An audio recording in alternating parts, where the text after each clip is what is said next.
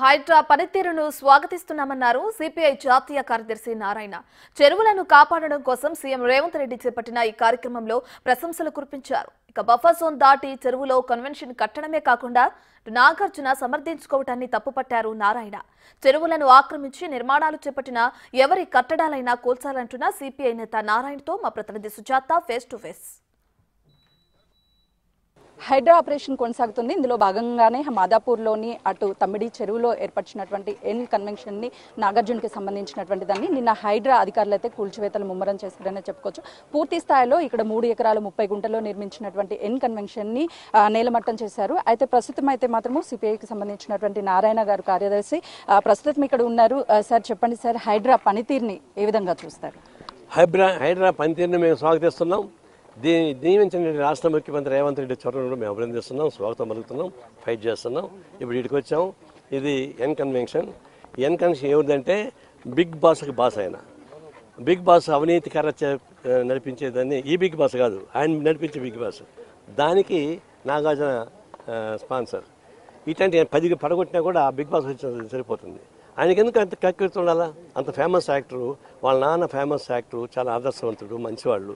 ఆయన బిగ్ బాస్లు చేయడం ద్వారా అవినీతిని ప్రోత్సహిస్తున్నాడు. అటువంటి వాళ్ళు ఇంకా అవినీతి ప్రభుత్వం భూమిని, చెరువు భూమిని ఆక్రమించాడు. మామూలుగా ఎఫ్టీఎల్ లోపల కట్టకూడదు. ఎఫ్టీఎల్ నుంచి 100 మీటర్లకి అవతల వరకు బఫర్ జోన్ వరకు కట్టకూడదు. అదేమంటున్నాడు, మేము ఏమీ తప్పు చేయలేదు అంటున్నాడు. అంటే సినిమాలో డైలాగ్ సరిపోద్ది. 10 మందిని రేపు చేసి కూడా నేను ప్రతి అవుతానంటే నమ్మిపోతారు జనం. ఒకటే 100 మంది కొడుతుంటే జనం ఆనందంగా చూస్తుంటారు. సినిమా అది. ఇప్పుడు చెరువు కాడే ఉన్నాం కదా, నేను చెరువు చూశాను కదా. ఇప్పుడు భారతదేశంలో చెరువు ఉంది అంటే ఎఫ్టీఎల్ ఇది. ఆ తర్వాత ఏమైనా వస్తే ఇంకా ముందుకు పోతే బఫర్ జోన్ వస్తుంది. మరి ఇక్కడే మనం కట్టారు కదా. రోజుకు 50-60 లక్షల రూపాయలు డబ్బులు వసూలు చేస్తుంటారు ఫంక్షన్ ఇచ్చి. ఎవరబ్బు సొత్తు అది? నీ అబ్బు సొత్తా? ప్రజల సొత్తు. ఇది కోర్టులో అడ్డం పెట్టుకొని చేస్తున్నాడు. అంతమంది టీఆర్ఎస్ వాళ్ళు దీన్ని కూలగొడతామని చెప్పారు. కూలగొడతాం చెట్టు వచ్చారు, మరుసటి మళ్ళీ మాయమైపోయారు. అదేం జరిగిందో మనకు తెలియదు. అది కొనసాగుతుంది. కానీ ఇప్పుడు రేవంత్ రెడ్డి ఒకటే కాదు, ఎక్కడైతే కుంటలు చెరువులు ఆక్రమించారో వాటన్నింటినీ పరిశీలిస్తున్నాడు. దానిలో భాగంగా ఇక్కడ ఫైట్ చేస్తున్నాడు. మల్లారెడ్డిది ఒకటి ఉంది, తర్వాత పల్లా రాజేష్ రెడ్డిది ఒకటి ఉంది, ఇంకా చాలా ఉన్నాయి. ఇట్లాంటివి ఏంటంటే ఎఫ్టీఎల్, బఫర్ జోన్, ఈ రెండింటికి మించి అవతల కట్టుకుంటే గొంతులకు పోనక్కల్లా. ఈ లోపల ఉంటే మాత్రం వాడు ఎంత పెద్దోడైనా, ఎంత ధనవంతుడైనా దాన్ని కోల్చాల్సిందే నా ఉద్దేశం. అది మొత్తం మీద హైదరాబాద్ సిటీలో కూడా ఇవన్నీ యాక్షన్ తీసుకోవాల్సిందే. 2 రకాల సమస్య. ఒకటి, వికారాబాద్ నుంచి ఎప్పటిపట్ల కాలం ఉంది, ఫిరంగినాల, మూసీ నదులు ఉన్నాయి. ఇవన్నీ మేము పరిశీలించాం 10 ఏళ్ల క్రితం. అన్నీ ఆక్రమణకు గురైపోయినాయి. ఆక్రమణకు గురైనాక ఏముంది, వర్షాలు పడితే ఏడకాడ ఎల్ల వచ్చి ఊరి మీద పడుతుంది, జామ్ అయిపోతుంది. అదొకటి నష్టం వచ్చింది. రెండవది కాలుష్యం వస్తూ ఉంది. మూడవది ఆక్సిజన్ ప్రాబ్లం వస్తూ ఉన్నాయి. ఇవన్నిటి పరిష్కారం చేయాలంటే తప్పదు. అయితే ఈ సందర్భంగా కూడా గుర్తుంచుకోవాలంటే, పేదవాళ్ళు మైత్రులు కొంతమంది ఈ ప్రభుత్వ భూముల్ని మేనేజ్ చేసి తర్వాత నోటరీ ధర సంతకం పెట్టించి నోటు ధర 4 సెంట్లు 5 సెంట్లు అమ్ముతున్నారు. దాన్ని తీసుకొని వాళ్ళు ఇల్లు కట్టుకుంటున్నారు, ఇల్లు కాపురం చేస్తున్నారు. ఇప్పుడు వాటిని కోసాన్ని ప్రయత్నిస్తున్నారు. మేము చెప్పారంటే మధ్య తరగతి దిగువ తరగతి వాళ్ళు కానీ ఇట్లాంటివి కట్టుకొని ఉంటే అవి కోల్సక్కర్లా. వాళ్ళకి కేవలం రెగ్యులర్ చేయండి, డబ్బులు వసూలు చేయండి. ఎవరైతే అమ్మాడో వాడిని పట్టుకోండి, దేవుడు రీచ్ చేశాడో వాడిని పట్టుకోండి, వాళ్ళ వసూలు చేయండి డబ్బులు. అంతేకాని మామూలు పోదని చెప్తున్నాం. ఒకవేళ ఎఫ్టీఎల్ లోపల కానీ పొరపాటున కట్టుంటే ప్రత్యామ్నాయంగా ఎక్కడ ఇల్లు ఇచ్చి వాడు ఎవరైతే అమ్మాడో వాడిని పట్టుకొని డబ్బులు వసూలు చేయండి. ఈ ఎక్కడ మార్కులు, ఈ నాగార్జున ఎంత డబ్బులు సంపాదించడం లెక్క వేయండి. ఆ డబ్బులన్నీ కక్కించాల్సిందే. ఒక బిగ్ బాస్ యాక్ట్ చేస్తూ వచ్చే డబ్బులు సార్లు సరిపోద్ది దానికి. కాబట్టి ఖచ్చితంగా ఇట్లాంటి బిగ్ బాస్ అధినేతగా ఉన్నటువంటి, ఇలాంటి ఛాంపియన్గా ఉన్నటువంటి ఈ అక్కినేని నాగార్జున చర్య తీసుకోవాలి. ఆ డబ్బులు కట్టించాలి. తద్వారా ఎవరైతే ఇట్లాంటి ఇన్వాల్వ్ అయ్యారో వాళ్ళందరి డబ్బులు వసూలు చేయమని మేము కోరుతా ఉన్నాం. సార్, గత 10 సంవత్సరాల నుంచి కూడా అటు బీఆర్ఎస్ ప్రభుత్వం అనేది హయాంలో ఉంది. ఆ టైంలో కట్టినటువంటి ఈ నిర్మాణాలు అటు అధికారుల నిర్లక్ష్యం అనుకోవచ్చా, లేకపోతే నాయకులకి ఏమన్నా ముట్టడం వల్ల ఇలాంటివి కూలగొట్టకుండా చేశారనుకోవచ్చు? ఎవరిది నిర్లక్ష్యం లేదమ్మా. అది జాగ్రత్తగా వసూలు చేస్తున్నారు డబ్బులు. కింద వాళ్ళు కింద స్థాయి, పై వాళ్ళు పై స్థాయి, ఆ పై ఇంకా 10 స్థాయి. టీఆర్ఎస్ వాళ్ళు ఏమన్నారు, మేము అధికారంలోకి వస్తే ఆందోళనని పాల్గొలుతూ ఉన్నారు, మేము అధికారంలోకి వస్తే ఆంధ్ర వ్యాపారం కట్టేస్తూ ఉన్నారు, మేము అధికారం వెనకాల కూల్చేస్తూ ఉన్నారు. మరుసటి రోజు వచ్చారు, రాత్రి మళ్ళీ మాయమైపోయారు. ఏమైంది తెలియదు. 10 ఏళ్ళు ప్రమాణంగా ఆయన రోజుకు 60-70 లక్షల రూపాయలు వసూలు చేసుకుంటున్నాడు. కాబట్టి దీని మీద అన్నీ జరిగి ఉంటాయి. అజాగ్రత్త అనబాక, నిర్లక్ష్యం అనబాక ఉద్దేశపూర్వకంగా నేరపూరితంగా వాళ్ళందరూ దీనిలో ఇన్వాల్వ్ అయ్యారు. అంత ఇంత ముట్టాయి కాబట్టి ఆయన నడిపించుకున్నాడు. ఇప్పుడు రేవంత్ రెడ్డి వచ్చిన తర్వాత అవి చేయకూడదు, మనం జాగ్రత్త పడుతున్నాడు. భవిష్యత్తు ఏం చేస్తారో మాకు తెలియదు. ఇప్పటికైతే చర్య తీసుకుంటున్నాడు, నేను స్వాగతిస్తున్నాను.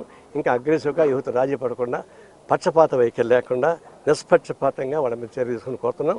వాళ్ళు ఇప్పటిదాకా అనుభవించిన డబ్బుల్ని కక్కించమని చెప్పి కూడా కోర్టు ద్వారా మేము కోరుతాం. సార్, హైడ్రా పనితీరు మీద అటు ప్రతిపక్షాలు ఏవైతే ఉన్నాయో బీఆర్ఎస్ కావచ్చు, ఎంఐ పార్టీలు కావచ్చు, అనేక విమర్శలు చేస్తున్నాయి. దాని మీద మీరేం చెప్తారు? చేస్తాయి, ఎందుకంటే వాళ్ళ వర్గానికి వాళ్ళకి అనుకూలంగా ఉండే వాళ్ళకి దెబ్బ తగిలితే వాళ్ళు తప్పనిగా తప్పుపడతారు. హైడ్రాని మేము తప్పుపడడం లేదు. హైడ్రాలో ఉన్నటువంటి అధికారి చాలా గట్టి ఆఫీసర్, గట్టిగా పనిచేస్తున్నాడు. గత చరిత్రలో మాకు తెలుసు ఆయన గురించి, కాబట్టి ఆయన మేము తప్పడానికి వెళ్ళాం. ఏం తప్పు ఆడపడతామంటే ప్రభుత్వం ఏమన్నా మనల్ని తప్పుదారి పట్టిస్తే అప్పుడు ప్రాబ్లం వస్తుంది. అప్పుడు ఆయనకి నేను చెప్పేది ఏంటంటే, పొరపాటున ఈ ప్రభుత్వం కానీ తప్పుదారి పట్టించి ప్రయత్నిస్తే మీరు అంటే రిజైన్ చేసి వెళ్ళిపోయింది, దాన్ని ఉండబాకండి, మంచి పేరు పోతుంది. ఇప్పటిదాకా నేను చెప్పేది ఏంటంటే, దీని మీద వ్యతిరేకంగా పొలిటికల్ చేస్తున్నారు. కాంగ్రెస్ పార్టీకి వ్యతిరేకంగా కాంగ్రెస్ పార్టీ వచ్చిన మరుసటి రోజు నుంచి అటు బీజేపీ కానీ టీఆర్ఎస్ కానీ ఎట్లా స్థాపిస్తున్నారంటే, అన్నపాసన రోజు ఆవకాయ పసలు పెట్టినట్టుగా అప్పటికప్పుడు మీరు కూలిపోవాలని శాపనాలు పెడుతున్నారు. అట్లాంటి శాపనాలు మేము పెట్టాల్సిన సిద్ధంగా లేవు. చేయండి, ఫైట్ చేయండి, నిలబడండి, తప్పులు జరిగితే ఇది చూపిద్దాం. సార్, ఫైనల్లీ సార్, ఇప్పుడు స్వయాన ముఖ్యమంత్రి రేవంత్ రెడ్డి గారు చెప్పారు ఏమని, అటు స్నేహితులకి సంబంధించిన, బంధువులకి సంబంధించిన సరే, సొంత పార్టీలో ఉన్న నాయకులకి సంబంధించిన ఎవరి అయినా సరే భవనాలు కానీ నిర్మిస్తే FTL బఫర్లు కూలగొడతామని చెప్తున్నారు. దీని మీద మీరు సిపిఐగా ఏం స్టాండ్ తీసుకోబోతున్నారు? అదే మాట మీద నిలబడి రేవంత్ రెడ్డిని అడుగుతున్నాను, చెబుతున్నాను, హెచ్చరిస్తున్నాను, గట్టిగా చెప్తున్నాను. అదే మాట మీద మీరు ఉండండి, మీ మాట మీ సపోర్ట్గా మేము ఉంటామని చెప్పి హామీ ఇస్తున్నాను. ఇప్పుడు జాన్వాడ ఫామ్ హౌస్కి సంబంధించి కూడా అటు ముందస్తుగానే కోర్టుకు వెళ్ళి అప్రోచ్ అయ్యారు. దాన్ని ఏ విధంగా చూడొచ్చు అంటే, వాళ్ళు తప్పు చేశారని ఒప్పుకున్నట్టయినా వీళ్ళు కోర్టుకు వెళ్ళే వాళ్ళకి ఏం చెప్తారు? దొంగలు ఎప్పుడు జాగ్రత్తగా ఉంటారు, మంచివాళ్ళు హాయిగా నిద్రపోతుంటారు. దొంగలు ఎప్పుడు 24 గంటలు మేలుకొని ఉంటారు. వాళ్ళ పాప డబ్బులు కాపాడుకుని తంటాలు పడుతుంటారు. అందువల్ల కోర్టుకు పోతారు. ఎందుకు వాళ్ళు కోర్టుకు పోయినట్టు అర్థం ఏంటంటే, మేము తప్పు చేసినాము, ఈ కోర్టు ఒక మంచిగా అందరినీ ఆదరిస్తూ ఉంటుంది. అది అట్లాంటిది కరెక్ట్ కాదు. ఇప్పుడున్న కోర్టుల వ్యవస్థలోని లోపాలు ఉన్నాయి. ఒక సివిల్ సూటు జస్ట్ ఒక కాగితం పడేస్తే 50 ఏళ్ళు నడిపిస్తుంది, డబ్బులు ఉంటాయి. కోర్టులు మంచి కూడా చేసుకుంటున్నారు. ఇది న్యాయ వ్యవస్థకు తప్పులు జరుగుతున్నాయి. అందుకని న్యాయ వ్యవస్థ ముందే ఆధారపెడితే ఈ సమస్య పరిష్కారం కాదు. అది పెద్దవాళ్ళకి న్యాయం జరుగుతుంది, పేదవాళ్ళకి న్యాయం జరగదు.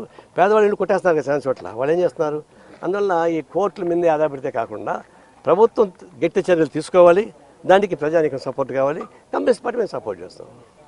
అయితే చూస్తున్నాం కదా, మొత్తానికైతే మాత్రము ఎన్ కన్వెన్షన్ని విజిట్ చేసినటువంటి సిపిఐ జాతీయ ప్రధాన కార్యదర్శి నారాయణ మొదటి నుంచి కూడా అటు కాంగ్రెస్ ప్రభుత్వం తీసుకుంటున్నటువంటి నిర్ణయాల పట్ల అయితే మాత్రం ఏకీభవిస్తాము. హైడ్రా అయితే ఏదైతే తీసుకొచ్చారో దాని మీద పూర్తి స్థాయిలో సీఎం రేవంత్ రెడ్డి ప్రభుత్వం పనిచేస్తే మాత్రం మేము ఎప్పుడు సపోర్టివ్గానే ఉంటాము అని చెప్తున్నారు. ఏదైతే ఈ అక్రమ కట్టడాలు ఉన్నాయో అటు FTL బఫర్ జోన్లకి సంబంధించినటువంటి వాటన్నిటిని కూడా కూల్చివేయాలి. ఎవరైతే తప్పు చేస్తారో వాళ్ళు మాత్రమే కోర్టును ఆశ్రయిస్తున్నారు, వారిని కూడా వదిలిపెట్టొద్దు అని చెప్పేసి చెప్తున్నటువంటి పరిస్థితి అయితే ఉంది. కెమెరామెన్ నరసింహతో సుజాత.